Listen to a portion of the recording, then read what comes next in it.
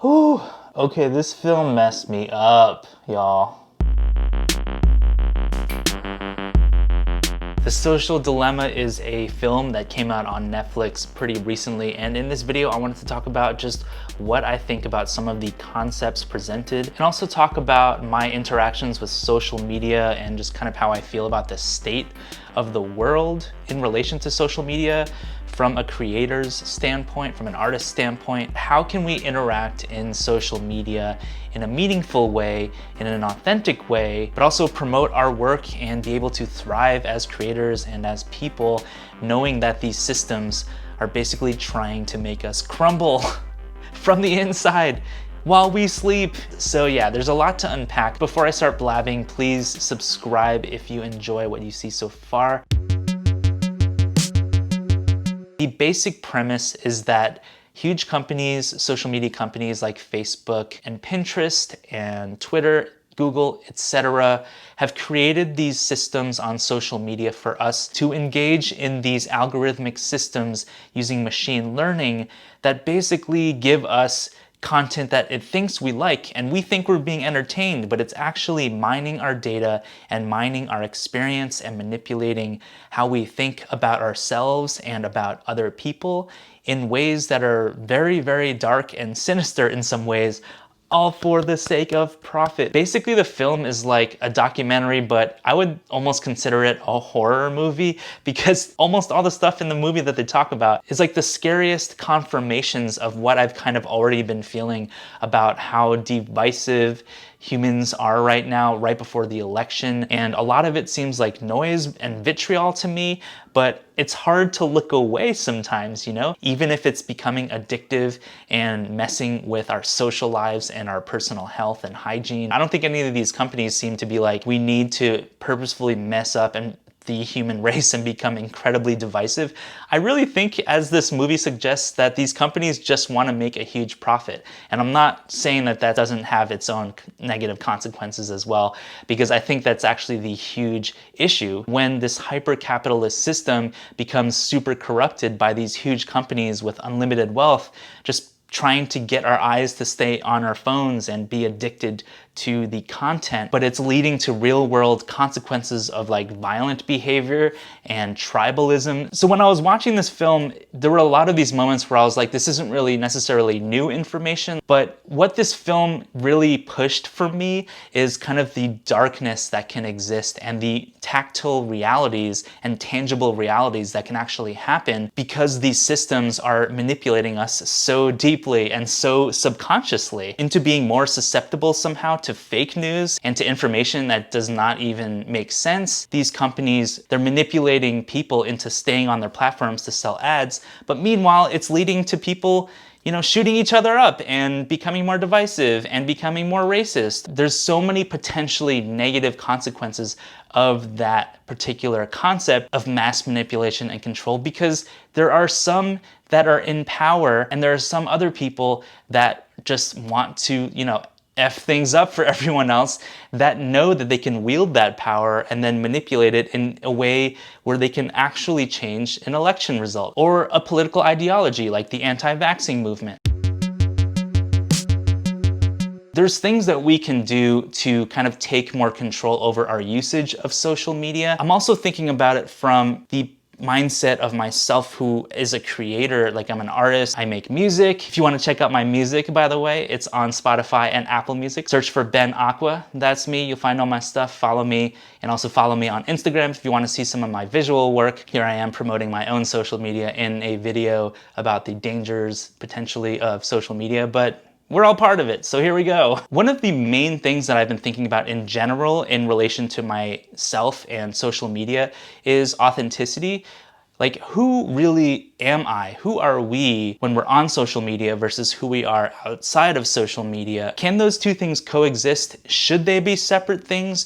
Like, what compels us to create a kind of persona for social media versus who we are, IRL in real life. I feel like the more I engage with social media, the less sometimes I can focus on what I actually perceive and what I actually believe outside of these platforms. For example, when I'm scrolling feeds on Instagram and this and that, I'm looking at what my friends are saying, I'm looking at what strangers are saying, I'm looking at mostly what the algorithm is saying and telling me to think and what to buy especially.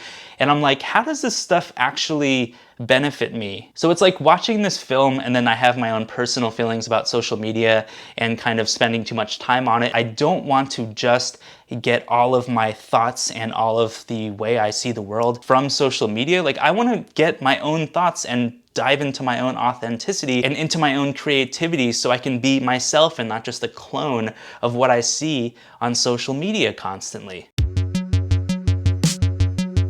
So I have the authenticity thing in mind for sure when it comes to disconnecting from social media. And one technique that I find that works for me when I start to have this kind of like, why am I on here? Why am I on social media? Or it becomes overwhelming. As soon as it becomes overwhelming, I just be really honest about it with myself. And I'm just like, okay, something's happening and I don't feel comfortable. I'm just gonna close the app and just, turn my phone off, turn the device off, and then do something else. I've been training myself to do that more and more, especially after watching a film like The Social Dilemma, knowing that these apps are purposefully trying to be like, here's a flashy thing that'll get you to get your eyes back on the prize. Sometimes it can be hard to just turn off Instagram when you're scrolling through it and you're in that zone. One thing that really helped me is I moved Instagram and Facebook. I moved all social media off of my home screen on my phone. It's helped me become more intentional on how I use my device. Like, I don't just want to get onto my phone to pass time mindlessly. That's not one of my goals. Like, I don't need to just fill my time just to fill my time. I want to go on my phone to create things, to communicate with the people that I find most valuable in my life. I want to do a little bit of social media, but it's on the side. It's in the app library on my phone if I need it. But I'm not so enticed to just click on Instagram just for no damn reason, just because it's there on my homepage. Like, that's on the side now. So that alone has made a huge difference. And another thing I'm aware of is how much data is being taken from my phone just by opening an app. I'm aware of that constantly. And Apple with iOS has done a pretty good job of finding ways to address security in certain apps, with your location and other data that's correlated to your device. I like that. And even to take it a step further, I got a dedicated VPN that I installed on all of my computers. It's called Surfshark. It's really awesome. I like that I'm surfing now with a little more anonymity so that you're not just giving away free information to all these companies so they can give you some kind of crazy targeted hyper real environment. Those things have gotten me to use social media less, and I actually feel more expanded as a person. I just am doing kind of just normal things like cleaning, and I'm not just spending all of my time on social media just to be on social media. And I'm not advocating to just like stop paying attention to the news completely and delete all of your accounts. I didn't delete any of my accounts because I'm also a creator and I want my work to get out to the masses, and I need to promote it so I can support myself because I don't have a job outside of my YouTubing and my art and music stuff. So here's the other dilemma, I guess the personal dilemma that came into my brain after watching The Social Dilemma, and that's the dilemma of the creator and how we can promote our work using these social media tools without getting hijacked by the algorithm telling you that you need to be doing your work like this, or you need to be authentic by buying this product, or whatever the algorithm is telling you to do. When it comes to the promotion aspect of social media, I wouldn't necessarily say that having a social media account will be a detriment to you just because it's so detrimental to the rest of the world. Like, I don't think you're going to be necessarily contributing to the problem of the social dilemma, like what they're talking about in that film. I've had that kind of consciousness dilemma in my head of like, am I a part of this system by contributing my own work to it and by liking things and all the things that the algorithm loves? Like, am I a part of that system? Am I just feeding the wallets of these huge corporations? I'm definitely aware of that, but I think there are some ways as a creator to just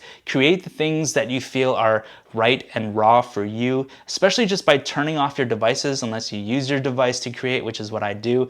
But I try to be more intentional about how I'm creating. I'm really just hypothetically kind of putting this out there to YouTube land. So if you have any thoughts on this subject, please feel free to leave a comment. I don't have the answers for this unfortunately, but I do have my own ways of making sure that I don't spend all of my time on social media and that I spend more of my time creating things, actually practicing the act of creation, using the platforms to promote my work, but in a way where I'm not just dwelling on them and I'm not just creating just to get the likes and the comments and stuff like that. Like, what's actually meaningful to you as a creator? And how can we use social media knowing that there are these kind of evil tricks behind the algorithm to get us to get hooked onto them? How can we survive as creators with these platforms, because they're not going away anytime soon? So anyway, I hope you enjoyed the video and I'll see you in the next one.